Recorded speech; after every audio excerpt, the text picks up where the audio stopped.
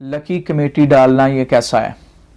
तो याद रखिए, मुरव्वजा आम तौर पे हमारे माशरे में इसकी दो सूरतें राइज हैं। एक सूरत ये जो है वो सामान वाली होती है और दूसरी सूरत पैसे वाली होती है।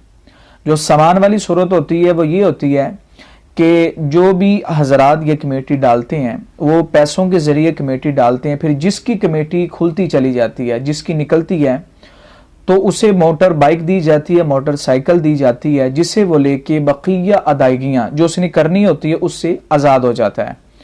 तो शरीयत इस्लामिया फरमाती है कि ऐसी कमेटी नाजायज़ है क्योंकि इसमें जहालत पाई जा रही है। अब इसमें यह कि किसी को 5,000 पे बाइक मिल रही है, किसी को 10 पे मिल रही है, किसी को 15 पे मिला, लेकिन यह मुअय्यन नहीं है कि किस शख्स को कितने रुपए में बाइक पड़ेगी।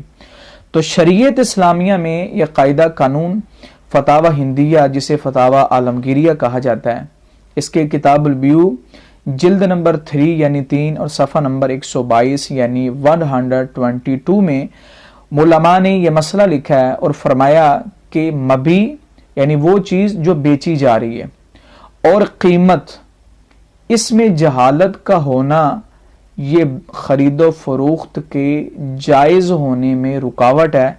लिहाजा चूंकि इसमें जहालत पाई जा रही है कि इसमें मुअय्यन तौर पे ये मालूम नहीं है कि शख्स को कितने रुपए में बाइक मिल रही है, तो इस हवाले से ये वाली कमेटी जो सामान की सूरत वाली है ये नाजायज़ और गुनाह है। लिहाजा ऐसी कमेटी डालने की शरीयत इजाज़त नहीं देती। दूसरी सूरत यह है वो है पैसे वाली। लकी कमेटी की दूसरी सूरत जो पैसे वाली है वह ये होती है कि चंद अफराद जो कमेटी डालते हैं उनमें ये होता है कि वो 5-5 हज़ार रुपया अगर उन्होंने डाला है या 5-5 हज़ार रुपया अदायगी करनी उन्होंने हर माह, तो तकरीबन 1 लाख की कमेटी वो टोटल बनती है। अब इस हवाले से ये कि जिसकी पहली कमेटी निकली तो उसे 1 लाख रुपया दिया जाएगा, लेकिन बकिया जो अदायगियाँ उसकी वो साकित हो जाएंगी, वो अदा नहीं करेगा। इसी तरह जिसकी दूसरी निकलती है वो भी जैसे 1 लाख रुपया लेगा तो वो भी बकिया जो उसने अदायगियाँ 90,000 की करनी होती हैं वो उससे आज़ाद होता है। तो शरीयत इस्लामिया इस कमेटी के बारे में क्या फरमाती है? शरीयत इस्लामिया इस हवाले से फरमाती है कि इसके अंदर जिस अफराद की पहली कमेटी निकलती है उसने चूंकि 5,000 दिया और उसे उसके बदले में लाख मिला, उसके बाद जिसकी निकली उसने 10 दिया और उसको लाख मिला, 90,000 का मुनाफा। इसी तरह जिसकी अगली खुलती जा रही है और उसे उस हवाले से प्रॉफिट होती जा रही है, लेकिन आखिर में किसी बंदे के लिए ये मुअय्यन नहीं है कि आखिर में किसकी निकलती है, लेकिन जिसकी निकलेगी वो अदायगी पूरी करके अपना 1 लाख रुपया वापस लेगा।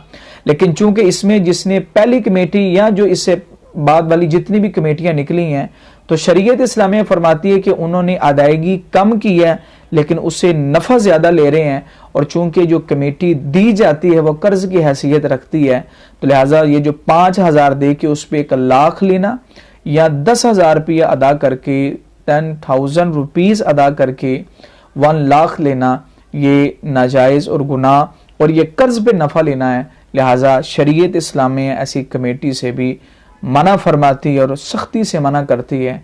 ऐसी कमेटी डालने की शरीयत इजाज़त नहीं देती।